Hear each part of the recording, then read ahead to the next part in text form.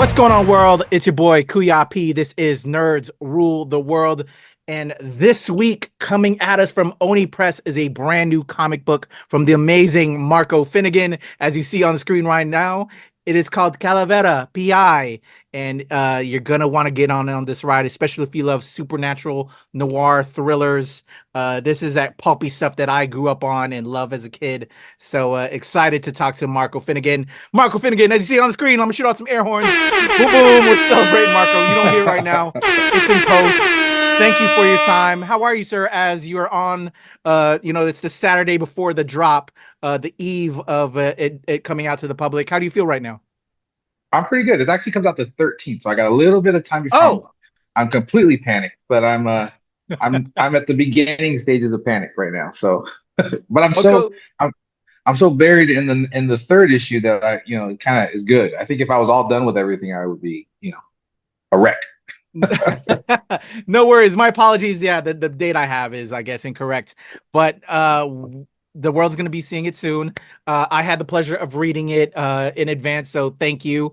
Sure. Where did this come from? Where did this new Latin hero that I love to see as a person of color myself? It's all about representation sometimes, and good representation, and something rich in the culture. What was it like bringing this character to life? Where did this come from? I came from, I love the era. I love noir. I love pulps. I love the comic strips from 1930s, 1940s. But like you said, as a Chicano, like I'm not in any of them. So it was kind of that mixture. Like, Walter Mosley talked about when he was writing Easy Rawlins that when people are removed from popular culture, they're kind of removed from history.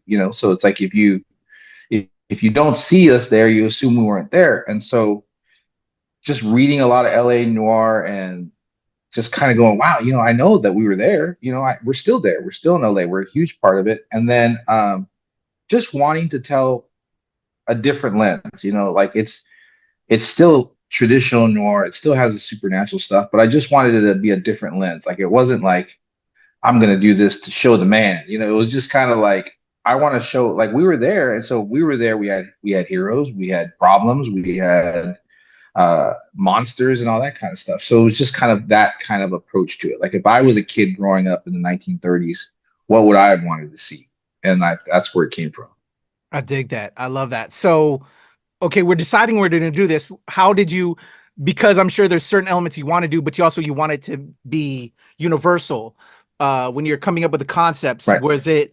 Can you tell me about that process? Like, like bullet points. Like, I'm a big wrestling guy, so I don't know if I was, like in this Mexican region, like maybe I want to put like some wrestling into that. Like, what were some of like the bullet points as you were kind of putting it together in a way? It was just kind of like it started kind of like as a goof. Like I have a friend, his named Lalo Alcaraz, who's a amazing cartoonist and writer and everything. And so there's this illustrator artist from the 1920s, 1930s. His last name was Posada, and he used to do these calavera drawings, and it was like a political statement. So it'd be like a skeleton dressed as a European woman, talking about how Mexicans really crave the European style, and it was really kind of like very political stuff. And he drew one, and it was an alcoholic. He was sitting there. He had a fedora on, and had a beer bottle in his hand, and I sent it to Lalo, and I said, Calavera PI, man, this is my next book. And then he wrote back, he's like, you got to do it. And then I couldn't shake it, like I was just so hooked on it. I was like, oh, well, if I'm gonna do it, how am I gonna do it? And so it was kind of just, like when everything's kind of clicking together, like I wanted to do a noir. I had an idea for like a straight noir, Chicano detective. And then I just was missing something, like there was just a piece missing. And so when I saw that, I was like, okay, so this is something I can roll with. So I kind of just got in it, started doing my research. I knew about the Mexican Repatriation Act that was happening in 1930s during the Great Depression. I knew about like the Latino lover, image of the 1920s. So I was like, let me just put this all together around, like what is a traditional noir type story, at least on the surface. You know what I mean? So it was just kind of combining all those things that I love and really just digging into Dashiell Hammett and seeing how he constructs a story. And then, just learning about different areas that weren't covered in those movies, like different neighborhoods. You'd be like, wherever you grew up, if it's not someplace that's covered in movies or comics or whatever, when you start telling your story, you're telling it through that lens. You know what I mean? And so that's just kind of what I went through. So it seemed kind of natural. Like I actually was there was times where I was like, this has to have been done. Like this is it seems like a no-brainer. Like it seems like it should have been there already. But it wasn't. So now it is. I love that. I feel that you can fill that void, and that's awesome. And yeah, it's crazy, especially when we have color. Like these, it's amazing stories. Like this is just good stuff, and it's like what? It's not out there. So now we're changing that, and we're bringing that to the table, and I love that for you. Um, Part of that, as you kind of said, was you did the research in a way, and I like as a creative myself, I love that element. Were there anything that didn't make this probable? I don't know how long this initial storyline is going to be. I'm hoping for more, and that's going to be another follow up question because I already read and digested the first issue. I can't wait to see where this is going. But yeah, was there anything that didn't make it in regards to this? And how long is this first run? Is this like a 6 issue, 4 issue run with this We're first gonna go book? 4 issues. Yeah, we're gonna go 4 issues with the first book. And yeah, there's so much. And the way that I kind of built the rules of the world is that he comes back on Dia de los Muertos in 1930. So he's been gone since 1925. He's been dead since 1925. And in LA, 1925 to 1930, so much has changed because the Great Depression hit, the Mexican Repatriation Act hit. Films were now more interested in talkies. There were the silent films were gone. So all these things just kind of hit at once. And so there was a lot that I wanted to do. So narrowing down the timeline was the first thing. It was like, okay, I got 2 days. Which year are those 2 days going to happen in?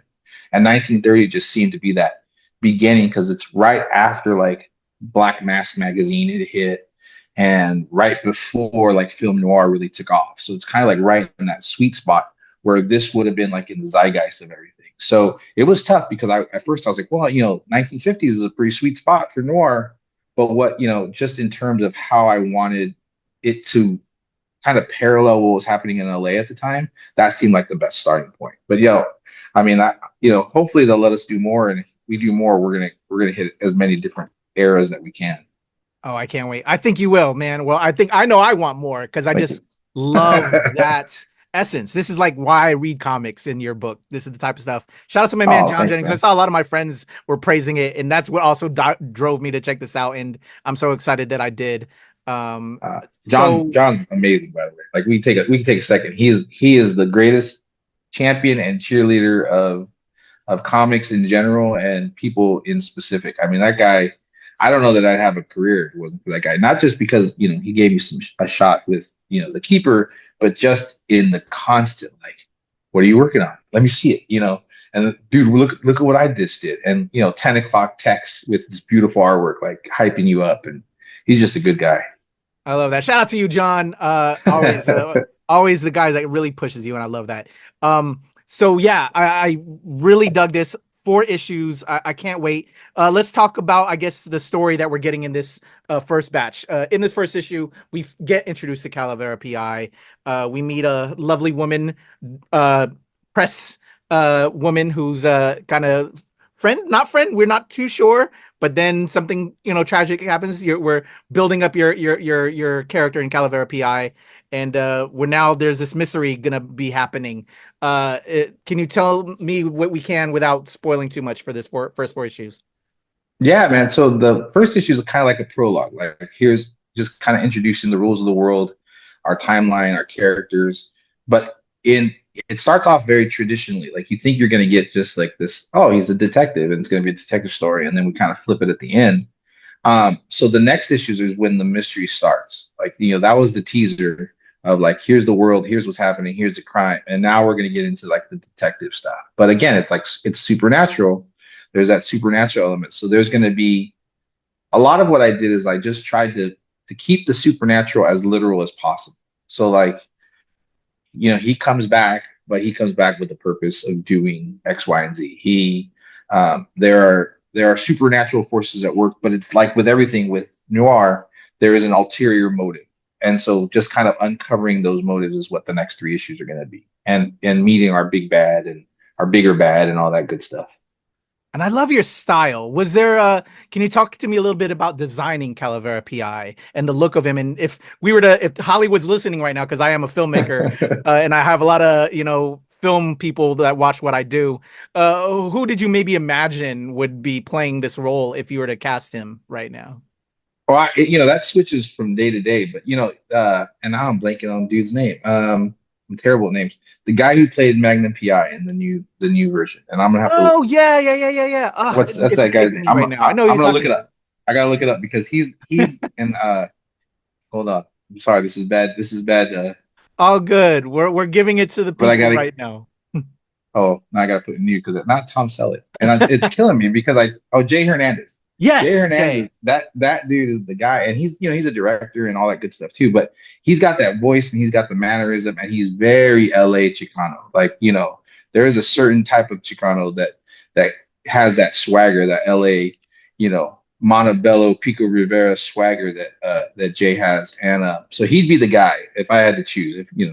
But no one, whoever does it good. Yeah, But yeah. the influences came from like I love comic strips from the 1930s and 40s. Milton Caniff, Noel Sickles, uh, and I love Jack Cole, who's the guy that did Plastic Man. And before he did Plastic Man, he did there was a run of comics called Smash Comics, and he did Midnight. And Midnight is a Spirit ripoff because Will Eisner had gone to war, and the publisher thought he was going to die, and they didn't. And Will Eisner owned the rights to Spirit, so they said, "Well, let's make this other comic that's exactly like Spirit, but we'll change a couple of things in case Eisner dies."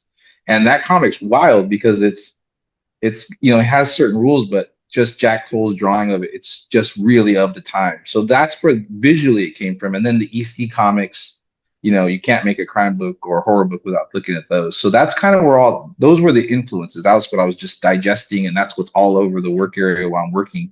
And then story wise, a lot of Hammett, like Dashiell Hammett's Continental Op, his Black Mass stories, movies from the 1940s, everything. Like during quarantine, I literally watched every film noir on TCM's app. It was just like a daily thing because I mean, what else are you gonna do? So it was just kind of like it was all in there. So it's all in this big soup. And then I love Chicano writers like Urea and uh, Anaya, and that stuff just kind of filters in. So it's kind of cool when you have all this stuff that you've been digesting just because you enjoy it, and then you have the opportunity to just funnel it out. Heck So it yeah. was never like I think that came first. Like I think if I hadn't done all that uh digesting, then this wouldn't have happened. I love it. I love it. Man, this is why we gotta support it, y'all. Everybody, just that DNA. If you're a comics nerd like me, and everything you're saying with like the comic history as well, Right. I love all those kind of knowledge. That's why I love talking to John. John Oh has a yeah. lot of that knowledge and everything. It's beautiful. Because And it's he's such like short a form. and he's a world builder. So you can talk to John and he'll be like, "Hey, I got this idea for this comic." But then his villain is this guy, but then they come from this world. And I was like, "Man, I got one idea. You got a universe, bro." Like and so he hypes me up, but he's like he's got like a Jack Kirby brain. I was telling him he's got a Jack Kirby brain where he sees the world differently and can translate it differently. Like he's just yeah, I mean, Yeah. I could do an entire podcast on how He wonderful calls John himself is. Black Kirby sometimes. He's got that whole Black Oh Kirby yeah. thing. Yeah, he's Well, great, man.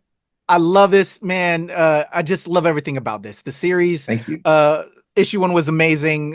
Just these variant covers, the different covers you had. Oh Everybody, my gosh. can you talk about your creative team that you have beyond yourself? Because you're doing all the heavy lifting, but you got some people involved as well. Oh no, man, I got such great people. I mean, Gonzo on the cover on your right shoulder, and then Esteban on your left shoulder. Those guys just killed it, and we got some other ones coming up. But the number one guy that this doesn't exist with is Gabriel, my editor, and he is just the guy. It clicked with him right away. Uh, he's just helped me so much in terms of just being a sounding board and a cheerleader and an editor and everything else when we need him. And then I got Jeff Eckleberry on letters.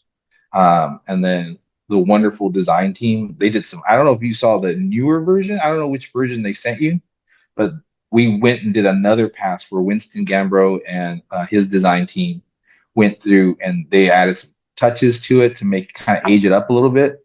Oh man, Okay. it's off the chain. And that's one of those things is, that's the wonder of comics is like you come up with this thing alone in your office, and you're like, oh, I think this is okay, and then other people champion it, and they kind of, and Hunter and Sierra over at Oni too, and they just champion it, and they hype you up, and but they also hold you accountable to what you wanted to do, so you can't like you can't cruise through it. And sometimes, we're just making stuff and you make stuff. And sometimes you're like, man, this is hard. Like, what's the easiest way to do it? But those Yeah, guys that own you, they're just, they're like, let's make this the best thing we can put out there. And not just because their name's on, but because they believe in it. I agree. So they're great. Yeah. Well, I love that. Shout out to the entire team. Shout out to Oni Press. Yeah, just everybody over there. As a old head comics nerd like myself and yourself, you can see the authenticity in it, and just everything you said about the DNA of how this came together and what you're planning to do going forward. It's the type of stuff that I know I want to support. So shout out to you, Okay. Marco, man. A pleasure Appreciate it, bro. chatting with you. What a Congrats on nice way to this. spend the Sunday, bro. Like, what a nice way. Like, again, it's, yeah, it's not out in the world. So when somebody reads it, I'm like, I don't, do I apologize or do I, so Well done, appreciate it, sir. man. No, Thank you. again, I need more of this in my life, and I hope everybody that's checking this out will go and support this, because I need more than 4 issues. That was my biggest question. Are we going to get more than this? And I need it to happen. And also on the eve of Hispanic Heritage Month, I see in the notes, that it's dropping for this fall.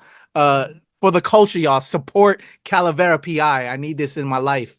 Marco, thank you so much for your time. Thank you for giving me some of Appreciate it, your man. Sunday. Again, y'all, November 13th is the correct launch date. Please go support it. Let's make this happen, because I need more. And as those come in the future, Marco, please come back so I can give you your virtual Absolutely, flowers man. and support you, sir. Appreciate it, man. Thank you so much. Definitely. Everybody, Marco Finnegan, Calavera PI drops November 13th from Oni Press. I'm Kuya P. This is Nerds Rule the World. All right.